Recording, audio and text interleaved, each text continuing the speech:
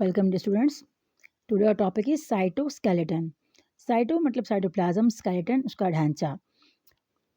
कॉल्ड्सलॉफ in 1928 by his microscopic studies.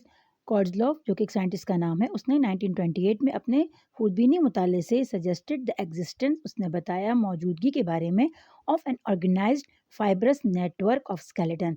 Organise एक मुनज़्ज़म fibrous रेशो का नेटवर्क जाल ऑफ स्केलेटन ढांचे का इन द साइटोप्लाज्म में ऑफ यूकेरियोटिक सेल मरकज़ बरदार खुलिये में। मतलब कॉल्ड्सलॉफ वो पहले साइंटिस्ट थे जिन्होंने 1928 में माइक्रोस्कोपिक स्टडी से हमें ये बात बताई कि साइटोप्लाज्म के अंदर भी एक स्केलेटन का मतलब ढांचे का एक मुकम्मल निज़ाम होता है यूकेरियोटिक सेल्स में। लेटर ऑन बाद में कोहिन 1977, कोहिन एक और साइंटिस्ट हैं जिन्होंने 1977 में कंफर्म द व्यू ऑफ कॉल्ड्सलॉफ। उन्होंने कंफर्म किया इस कॉल्ड्सलॉफ के नज़रिए को बाहिस electron microscope study, electron microscope के मुताले से। इलेक्ट्रॉन माइक्रोस्कोप स्टूडेंट्स आम माइक्रोस्कोप से ज़्यादा पावरफुल होता है। अकॉर्डिंग टू कोहन, कोहन के मुताबिक the cytoplasm of eukaryotic cell, जो साइटोप्लाज्म होता है मतलब खुलवी माया जो होता है, मरकज़ बरदार खुलियों का कंटेंट इसमें मौजूद है अ साइटोस्केलेटन नेटवर्क। एक खुलिया एक माया का जाल, माया के ढांचे का जाल ऑफ डिफरेंट टाइप्स। इसमें मुख्तलिफ किस्म की किस्में हैं, मतलब माइक्रोट्यूबल्स हैं, इसमें माइक्रोफिलामेंट एंड इंटरमीडिएट फिलामेंट। ये तीनों चीज़ें मिलकर आपके पास साइटोस्केलेटन बनाते हैं। The main protein that are present in the cytoskeleton, और जो बुनियादी प्रोटीन है मतलब प्रोटीन से बने होते हैं लेकिन जो बुनियादी प्रोटीन इनमें मौजूद हैं, आर ट्यूबलिन, एक ट्यूबलिन है जिससे माइक्रोट्यूबल्स बनते हैं, actin, myosin, tropomyosin and other, और दूसरे कुछ आपके पास ये सारे प्रोटीन्स हैं जिनसे ये आपके पास साइटोस्केलेटन्स बने होते हैं। Which are also found in muscle, जो कि पाए जाते हैं पट्ठों के अंदर भी।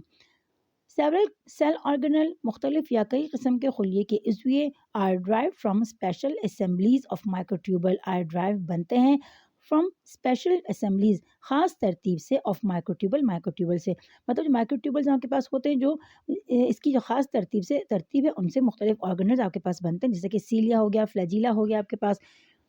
ये सीलिया और फ्लैजिला आपके पास तकरीबन सेम होते हैं, लेकिन सीलिया छोटे छोटे माइक्रोस्कोपिक हेड्स होते हैं जिनका साइज़ छोटा होता है, ये बहुत सारे होते हैं।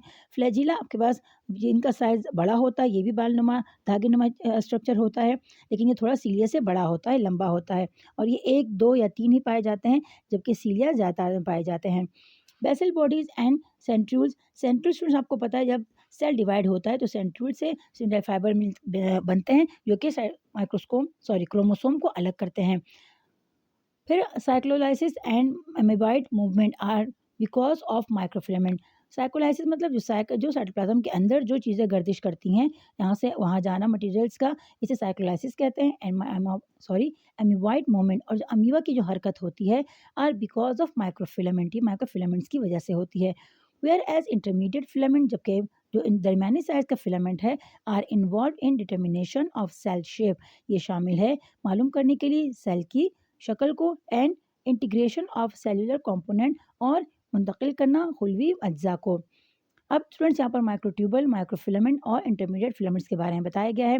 तो माइक्रोट्यूबल्स क्या हैं? These are long unbranched cylinder tubulin, ये आपके पास लंबे होते हैं, बगैर शाख के होते हैं, सिलेंडर ट्यूबल होते हैं, प्रोटीन स्ट्रक्चर, और ये प्रोटीन से बने होते हैं।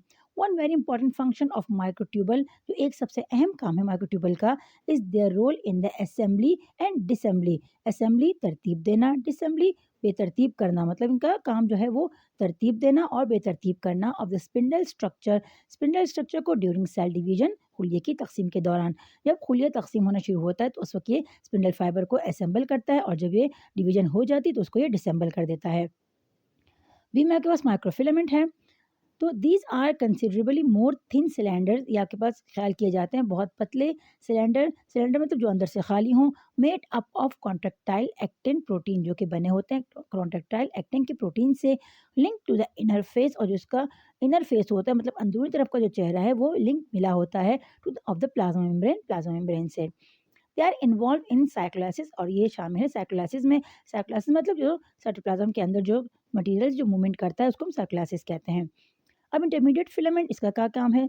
They have diameter in between those of microtubule and microfilament. अब इंटरमीडिएट स्टूडेंट तो ये दरमियाना साइज होगा, मतलब माइक्रोट्यूबल और माइक्रोफिलामेंट के बीच का साइज होगा।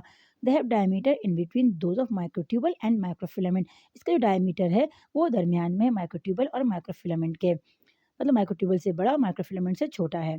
दे help in maintaining the cell shape, और ये मदद करता है खुलिये की शक्ल को बरकरार रखने में। अगर मेन स्ट्रक्चर और मेन फंक्शन देखा जाए इन तीनों का, तो ये आपके पास सेल को शेप देना, उसको स्ट्रेंथ देना, उसको मजबूती देना। जिस तरह के प्लांट में आपके पास सेल वॉल होता है, सेल वॉल सेल को स्ट्रेंथ देता है, उसको शेप देता है। तो एनिमल सेल में यही काम आपके पास जो है ये साइटोस्केलेटन करता है। तो होप स्टूडेंट आपको आज का लेक्चर समझ में आ गया होगा। अगर कोई बात समझ में ना आई हो तो आप कमेंट करके पूछ सकते हैं। अपना बहुत ज़्यादा ख्याल रखिएगा। टेक केयर, अल्लाह हाफिज़।